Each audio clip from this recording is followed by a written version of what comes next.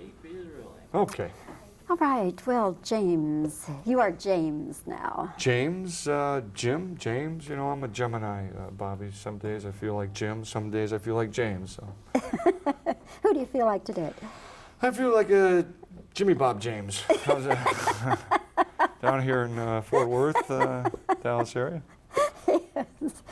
You're really into this Texas thing. Well, I just got here yesterday, and I've never really been here. And I like it here. Haven't eaten any of the Texas food yet, though. No Tex-Mex? Not Tex-Mex yet. I mean, we got in late last night, and for tonight for dinner we're going to go out. All right. Yeah. And then we'll talk about the heartburn and the pain. The heartburn and the pain and the yeah. Anyway, it's good to see you. Good to see you again, Bobbie. I told you I'd come down and see you. Remember? And you did. You came to Los Angeles, and anytime you're in Dallas, come and see me, and here I am. Great.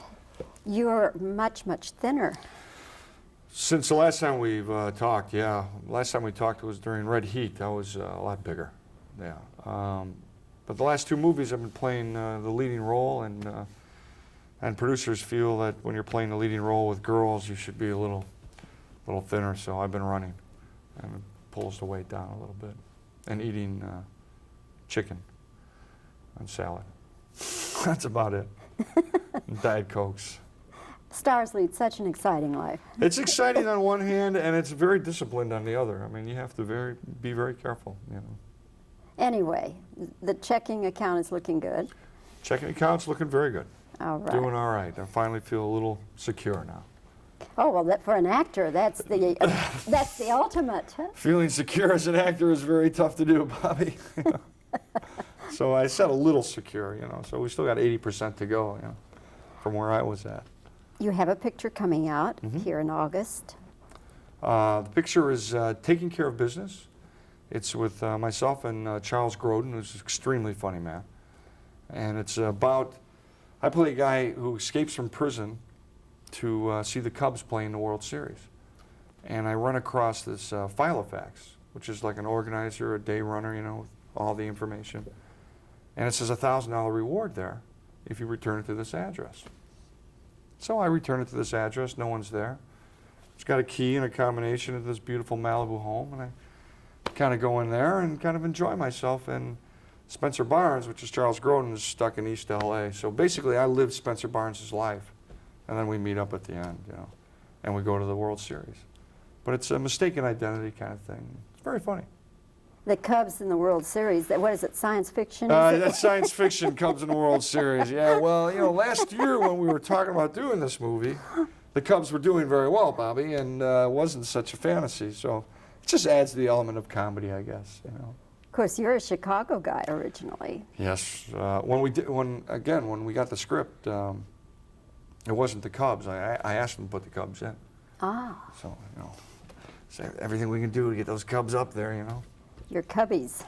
Cubbies, Chicago Cubs. Yes, well, I'm from the Midwest originally. Yeah, but were you a Chicago Cubs fan, Bobbie? You're going to hate me. You're a Sox fan. You know, here's the difference, you know. Cub fans like Sox fans. They like the Sox. They're happy for the Sox when they win. Like this year, they're having a great series, you know. But White Sox fans hate the Cubs. I don't understand that, the economy in Chicago. Like my fiance is a White Sox fan, and we can't even talk about the Sox and the Cubs. So I don't know. You know, there's a saying in Chicago. I don't know if you can put this on the air, but I know you can't put it on the air. But anyway, the Cubs fans will yell at the ball players. You know, forget it. I'll tell you afterwards. Okay. You know, I mean, Cubs fans will say, "Oh, your mother wears boots," you know, or "You sting." And Sox fans, you know, they say meaner things than that. There's more fistfights in Comiskey Park than at Cubs, you know. Tell me, Excuse me. Tell me about working with Charles Grodin. Charles Grodin is one of the most talented, hardest working people I've ever met. He's a writer, he's an actor, he's directed films, he's written plays. Right now he's in New York. The play he wrote, he directed, and he's starring in. He's been in films for 25 years, and he doesn't let a line go by that hasn't been examined for its comic possibilities or character motivation. And it was very intense working situation. I mean, not in a bad way, but it was exciting because we concentrated all the time. And he's very funny in his intense way, you know.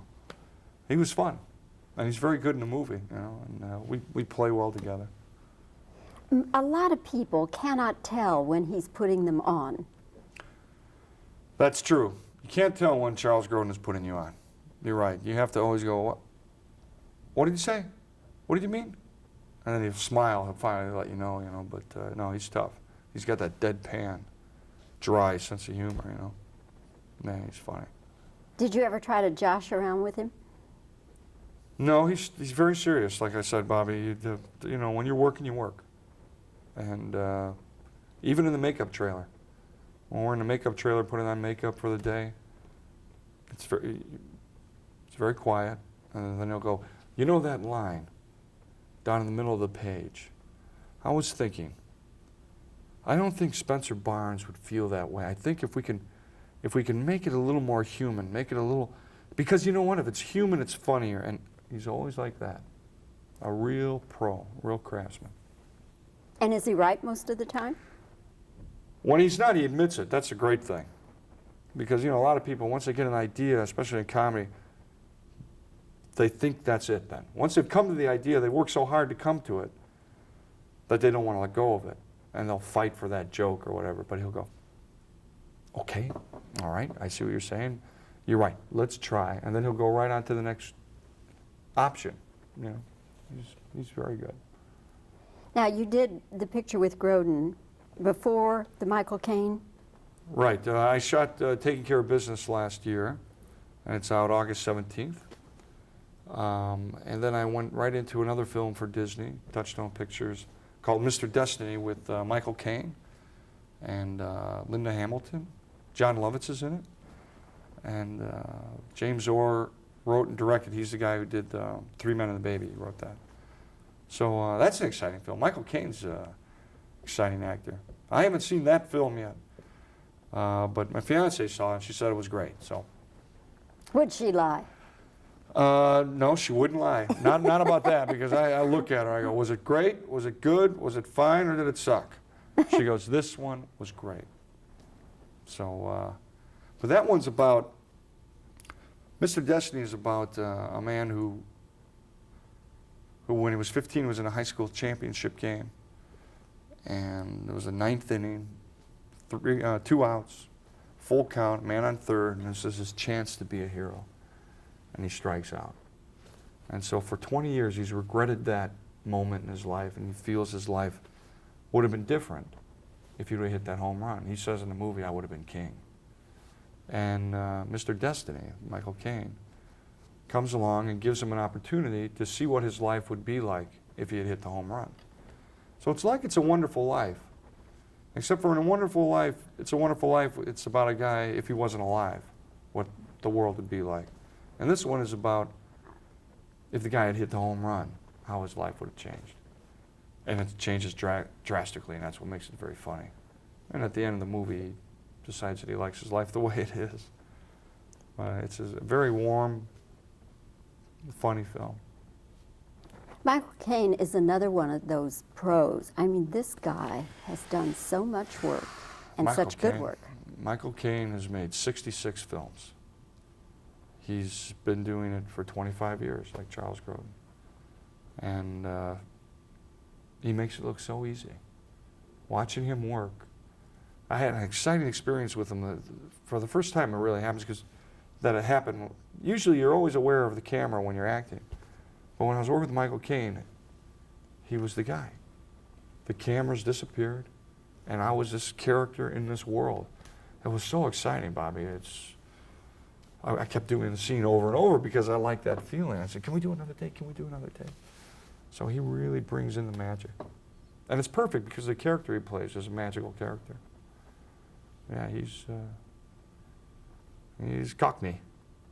He's from England. He was quite fun. He's got a wicked sense of humor. I know Michael. Yeah, you do then, huh? Especially when he has a couple of those beers, he can go. He is really funny. But again, you know, these people, you know, Charles Grodin and Michael Caine, when they come to work, they don't mess around. They don't blow their energy at all. They don't waste words. They're not rude by any means. They just are working on the line, working how to make scenes better. And then at the end of the day, if you want to, you know, just talk, you know, then he talks, but he wants to get the work out of the way first. So I learned a lot. These guys are real professionals.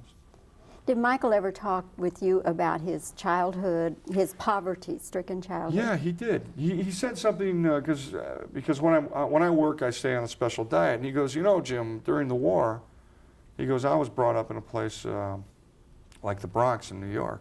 He said I was a short, skinny, really skinny boy, and I was about 5 or 6 when London was being bombed, and they moved all the women and the kids out into the farms.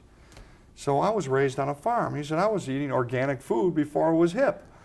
And he goes, that's why I'm 6'2" and 220 pounds, is because of the nutrition he had moving out. He said, otherwise, he said, I'd be really skinny and short. So yeah, no, he talked about that. Oh yeah. I'm going to ask you a question that I asked Michael Caine, and then we can just compare the answers. Okay. When you made your first real money in show business, where you had more than enough to pay the rent and the car payment or whatever. Last week, right? Last week. This is a new experience for me, Bobbie, so I can talk about it. What did you indulge yourself with in the way of some material thing that you always wanted?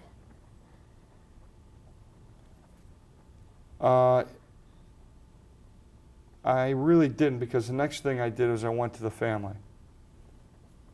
Because my family, you know, we're basically blue-collar people and work real hard. And I got my sister a car, not a brand new one, a nice used car though.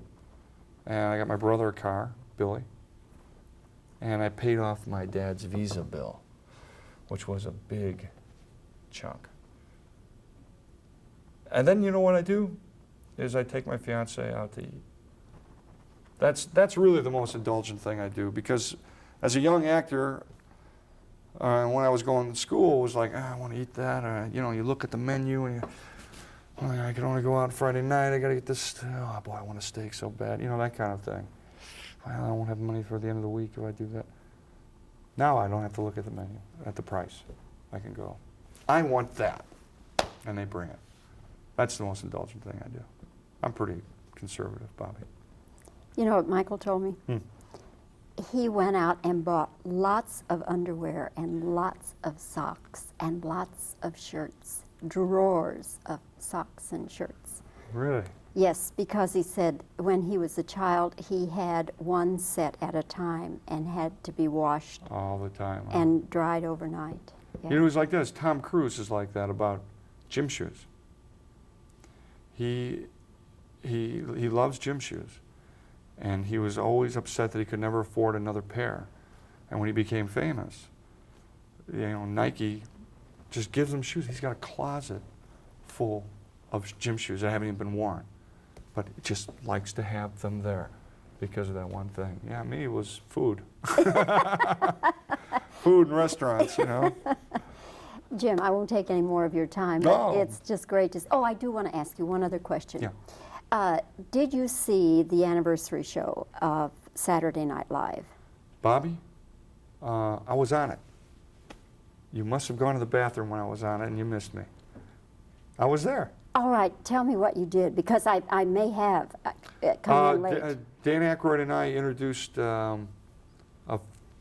series of clips on John, on the 15th anniversary show. All right, I may have missed. Yeah, it was a I may long have- show. It was like a I may have 3-hour missed. show. Well, yeah. I work Bobbie, nights. you're a busy woman. I know that you do. Interviews, anyway. you're traveling. Let me ask you, were you happy with it? I haven't seen the whole show, but when I was experiencing it, I was happy with it. And happy with the way they treated John? Yeah, oh sure. Yeah. Yeah. Yeah, no, it was good. I thought our intro was good. I thought they could have picked some better pieces in the clips, but you know, I'm not in the editing room. But it's also, you know, there's so many great pieces on John. It's like, well, why did they use that? Why did they use that?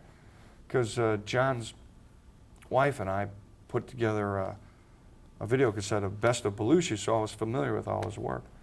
And that's a good video cassette. I'll have to see look his that work. up. Oh yeah, it's a great video Yeah. cassette. Did John have a piece that was your favorite of all? Well, that's the point I'm trying to make on what I saw. There are so many of them. There's not like a one.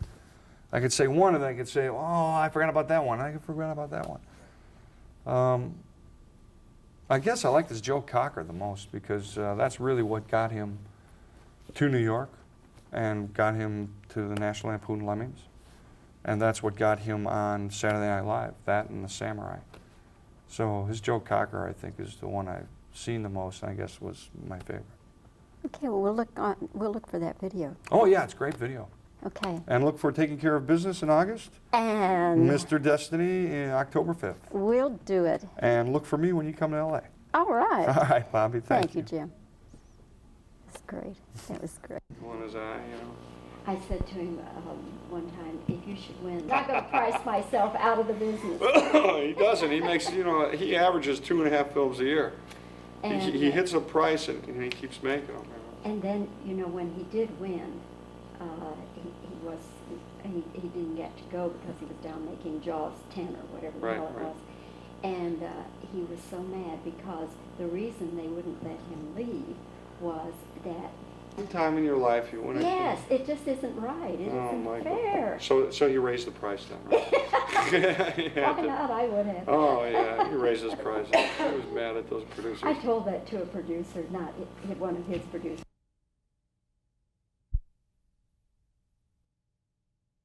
This movie about the Chicago Cubs in the World Series, is this science fiction? Well, not last year. Okay, that's good. What is it like? Were you ready? Yes, fine. Oh, okay. What is it like working with Charles Grodin? Well, Charles is a very professional, very cranky man. You have to walk very carefully when Charles is on the set. Isn't that right, Marjorie? Okay. Is he always right? He's always cranky, Bobbie. You say, oh, of course he's always right. No, actually he's not. I didn't answer that. What I answered was, so when he's not right, he admits it, which is it's a big deal. Okay. Here in Texas, are you enjoying our Tex-Mex food? Haven't had it yet, but I'm gonna have it tonight. And then I'll have my heartburn. Sure, I'll enjoy that. And you too, huh, Marjorie? Plenty of Dos Equis beer to wash it down. You'll There be you go. okay. All right. Now let's get on to the other one. Okay. Oh, wait a minute. Oh, okay. This movie with Michael Caine, what was that experience like for you? Oh, that was a great experience. Michael Caine is like Charles Grodin, except for he's not cranky at all. But they've both been in the business for years, and it was a piece of cake, probably. It was really wonderful. What's the most memorable thing you remember about working? Let me start over. What's the most memorable thing about working with Michael Caine? Michael was a piece of cake to work with. There was one scene when we shot that, for the first time in my life, the cameras were gone, everything was gone. He was the character, I was the character, and it was like what pure acting, I guess, is about. And I experienced that with Michael. The first real money that you made in show business, over and above the rent, the car payment, and that sort of thing, what did you indulge yourself with?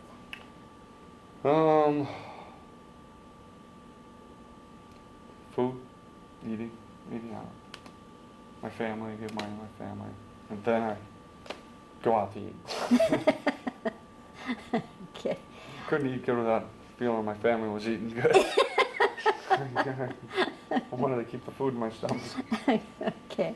I think that'll do it for the questions, and I think we've got enough reactions. Okay. He's been here for what, like 40 years? Bobbie, how long has Jimmy been Oh, heavens, I don't know. here? Ian Dirk. We've been here Been just here as long. since Dirk. Ian Dirk. Probably 30, 40 years, I don't know. Wow. How long. Okay. He's adult. Jimmy Turner. I understand you're retiring. I just want to say this is Jim Belushi saying adios, goodbye, farewell, so long. Sorry about the experience you had with Jerry Lee of K9, but basically I had the same experience. Doesn't do anything until he wants to. Good luck.